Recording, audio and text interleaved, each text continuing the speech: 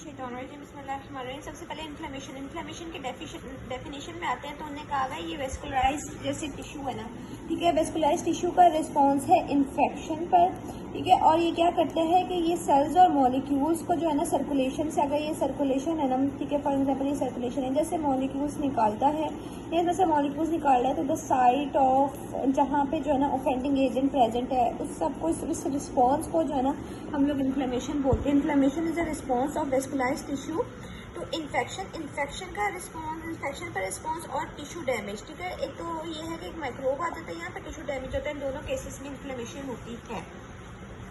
और ये सेल्स और मॉलिक्यूल्स को जो है ना सर्कुलेशन से निकाल के उस साइड पे लेके आता है जहाँ पे ऑफेंडिंग एजेंट्स की ज़रूरत होती है।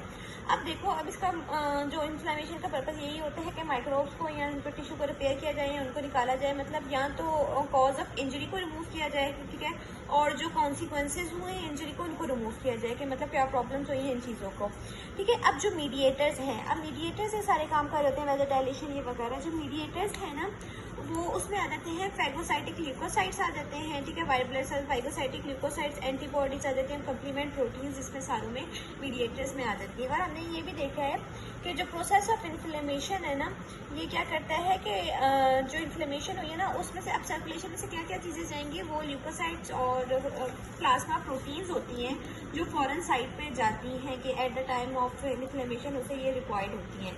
अब उन्होंने कहा है इन्फ्लेमेशन, ठीक है, इन्फ्लेमेशन है वो सीरीज ऑफ सिक्वेंशियल स्टेप। क्या होता है कि पहले ये हुआ है कि एक्स्ट्रा वेस्कुलर कंपोनेंट में, ठीक है, एक्स्ट्रा वेस्कुलर कंपोनेंट में कोई या तो फिर डैमेज हुआ है, यहाँ पे माइक्रोब आया है। जब वो दोनों होगा तो जो हमने देखा है कि ल्यूकोसाइट और प्लाज्मा प्रोटीन्स ये इंपॉर्टेंट है, ये जो है सर्कुलेशन से जो है ना वो फेंडिंग साइट जहाँ पे होती है ना वहाँ पे ये प्लाज्मा प्रोटीन्स और ल्यूकोसाइट जाते हैं। अब जो ल्यूकोसाइट और प्रोटीन्स है ना इन्हें एक्टिवेट किया जाता है और ये जो है ना मिल के जो है ना वो इन्फ्लेमेशन को ख़त्म करवाते हैं, उस चीज़ को कम करवाते हैं।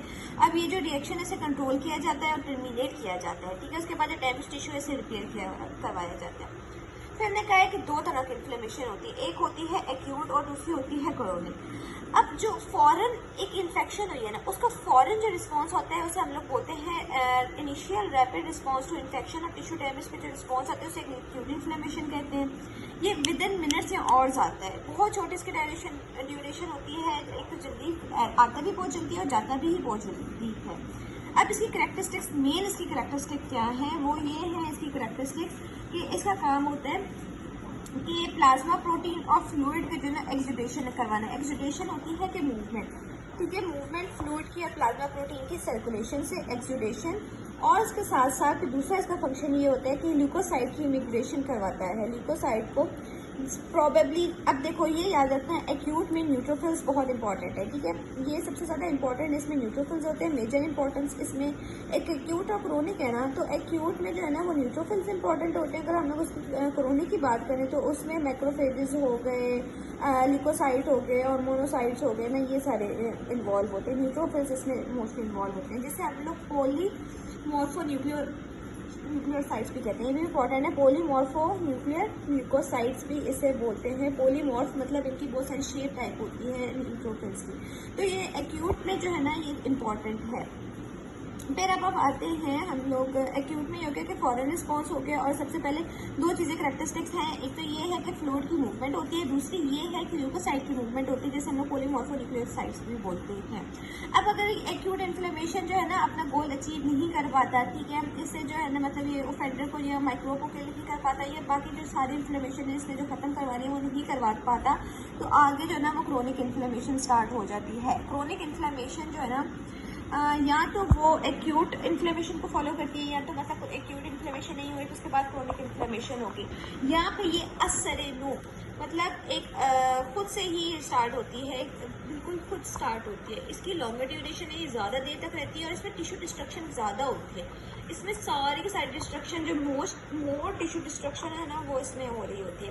फिर और हम लोगों ने देखा है कि उसमें न्यूट्रोफिल्स आते हैं, इसमें जो है ना लिम्फोसाइट्स, मैक्रोफेजेस और फिर प्रोलिफरेशन ऑफ ब्लड वेसल्स बहुत ज़्यादा प्रोलिफरेट हो जाती हैं और फिब्रोसिस, ये इसकी मेन करैक्टरिस्टिक्स हैं। इसमें क्रोनिक इन्फेक्शन में ये सारा होता है। ठीक है। पहले अब इसके हम लोग दोनों में पढ़ लेते हैं, ऑनसेट और इसका क्रोनिक का।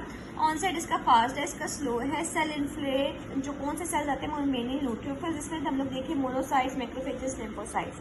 Tissue injury, fibrosis usually mild होती है, सेल्फ लिमिटेड होती है। फाइब्रोसिस होता है कि उसका कनेक्टिव टिश्यू में तब्दील हो जाना, ये बहुत सवेयर होती है और प्रोग्रेसिव होती है, ठीक है। क्रोनिक में फाइब्रोसिस, फिर लोकल साइन और सिम्टम्स में हमने देखे प्रोमिनेंट होते हैं और इसमें जो है ना वो लेस होते हैं।